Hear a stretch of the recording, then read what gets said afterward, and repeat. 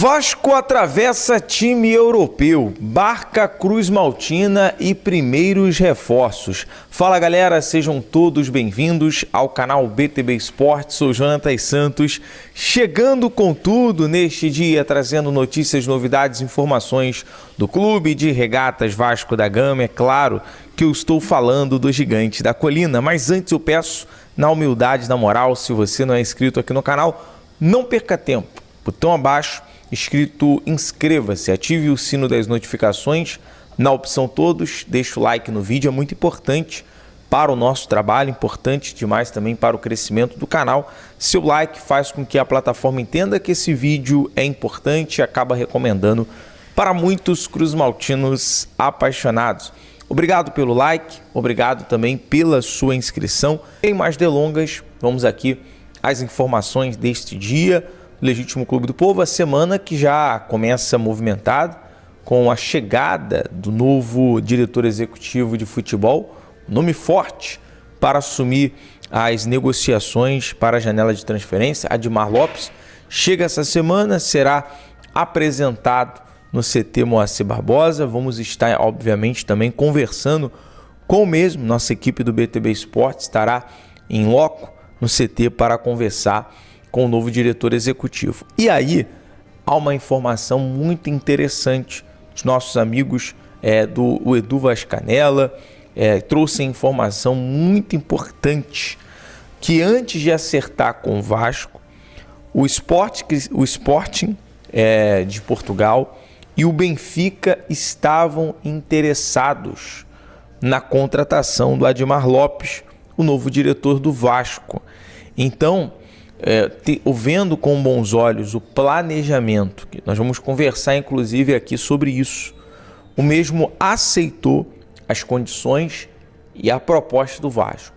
Então dá para tirar algo muito positivo dessa contratação, que o Vasco atravessou clubes europeus. O Vasco atravessou o Sporting e atravessou o Benfica, conseguindo a contratação desse que tem uma carreira e uma experiência, ao que tudo indica, tem tudo para fazer um bom trabalho. Até porque Admar Lopes, e aí a informação do nosso amigo Marquinhos do canal Detetives Vascaínos, é que nesse momento ele trabalha já com o scout para achar soluções a curto prazo. Já falei sobre isso aqui na informação. O novo diretor não quer perder tempo, ele quer encontrar soluções a curto prazo para preencher e ajudar no trabalho do técnico Fernando Diniz. Inclusive, a informação que o Vasco vai fazer contratações cirúrgicas para determinadas posições que apresentam nesse momento carência. E eu pergunto a você, torcedor, qual é as prioridades ou a prioridade do Vasco, ou os setores, que o Vasco precisa preencher nesse momento na janela de transferências? A tendência é que o Vasco reforce o meio-campo e o ataque, segundo as informações que nós vimos buscando e apurando. O Vasco tem a prioridade como meio-campo, um jogador meio armador de criação e também um atacante de lado. Trouxemos alguns detalhes durante a semana, até sobre o interesse do jogador em retornar ao futebol brasileiro. O Vitor Sar, que está no Krasnodar da Rússia, ele que fez ali uma boa temporada, porém a saudade do filho, da família, desperta o interesse do mesmo voltar. Ele confirmou, inclusive em uma entrevista ao Lance, sobre a sondagem, o interesse do Vasco durante o início da temporada.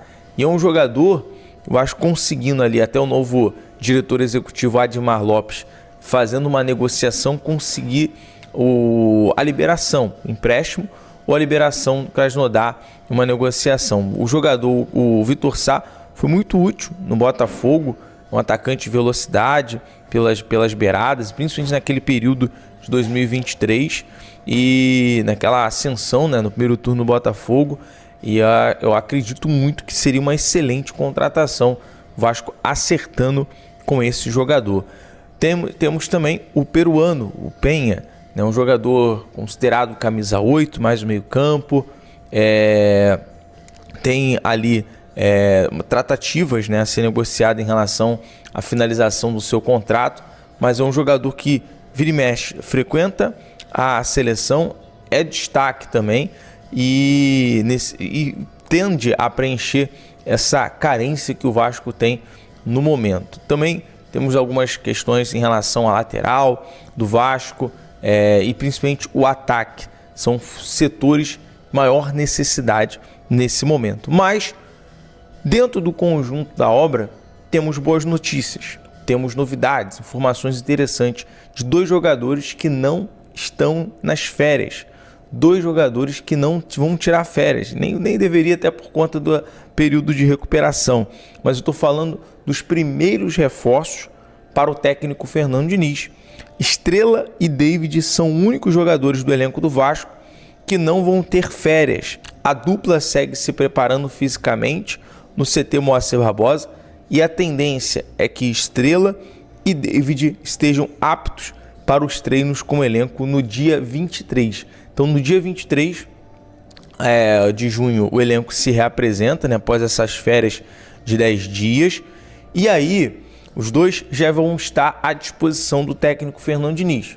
Né, o Estrela, que é um jogador que acabou passando por esse período de cirurgia no menisco, tinha ali um problema crônico, né, essa questão que atrapalhou muito o Estrela durante a sua carreira. E agora, tomara que ele volte 100%. Já o David passou por uma LCA, inclusive durante a semana vazou uma foto dele treinando no CT Moacir Barbosa, que a cicatriz da cirurgia chega a ser assustadora, mas o David é um jogador muito importante pelas pontas também, e é considerado esses 2 jogadores 2 primeiros reforços para o Vasco pós o Mundial.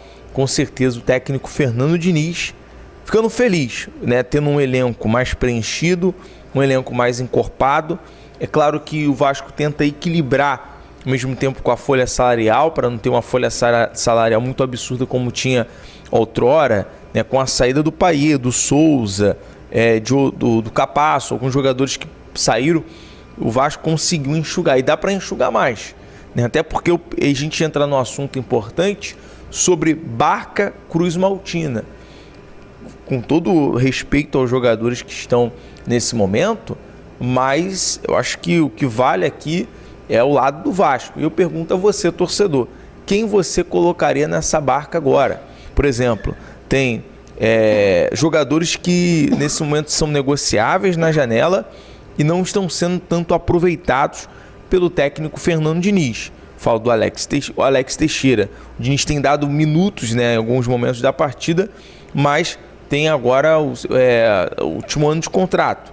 Sforza, Lloyd Augusto, Lucas Oliveira, Jean Davi e outros jogadores que são negociados. Tem o Riquelme. Riquelme voltou a treinar com o elenco principal pela lateral esquerda.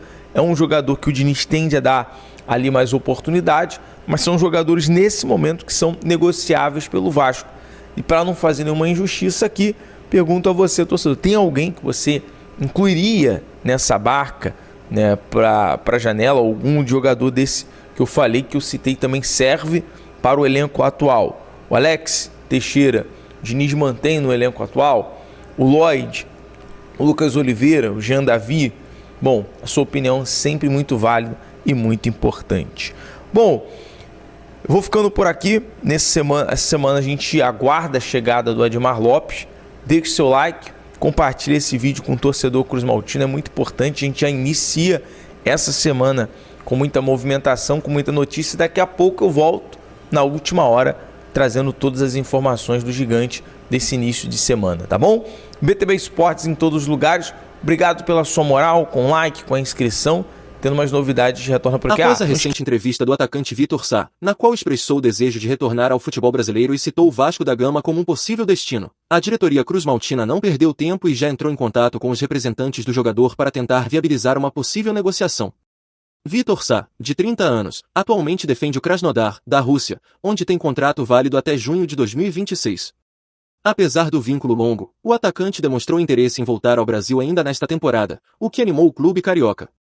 O jogador tem uma multa rescisória estimada em 3 milhões de euros, cerca de 10 milhões de reais, valor considerado alto, mas não descartado pela diretoria vascaína. Com uma passagem de destaque pelo Botafogo entre 2022 e 2023, Vitor Sá deixou boa impressão no futebol brasileiro, o que o torna um nome interessante para reforçar o ataque vascaíno. O técnico Fernando Diniz vê com bons olhos a chegada de um jogador com as características de Vitor Sá, que alia velocidade, habilidade e experiência internacional. A negociação ainda está em fase inicial, mas nos bastidores de São Januário o nome do atacante já gera expectativa entre os torcedores, que aguardam por reforços que possam elevar o nível da equipe na sequência da temporada. Bom torcedor cruzmaltino, agora eu quero saber de você.